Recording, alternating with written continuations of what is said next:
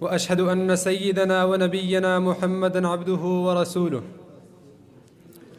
اللهم صل وسلم على عبدك ورسولك محمد صلى الله عليه وسلم وعلى آله وأصحابه أجمعين ومن تبعهم بإحسان إلى يوم الدين.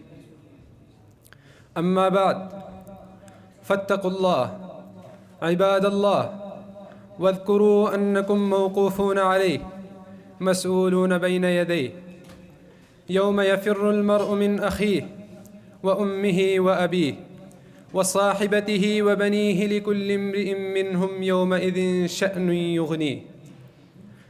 عباد الله، تزكية النفوس وتقويمها وإصلاح القلوب وتطهيرها أمل سعى إليه العقلاء من كل الثقافات ومن كل الحضارات منذ أقدم العصور، فسلكوا إلى بلوغه مسالك شتى، وحسبوا أن في أخذهم أنفسهم بها إدراك المنى والعيش السعيد.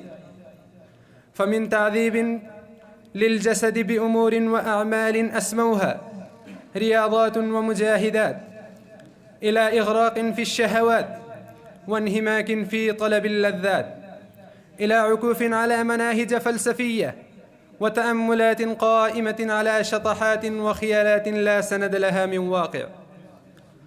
غير أن كل من أوتي نصيبا من حسن النظر والبصر بالأمور لا يجد حرجا في الإقرار بأن السعادة الحقة التي تطيب بها الدنيا وتطمئن بها القلوب وتزكي النفوس هي تلك التي يبينها الكتاب الحكيم والسنة الشريفة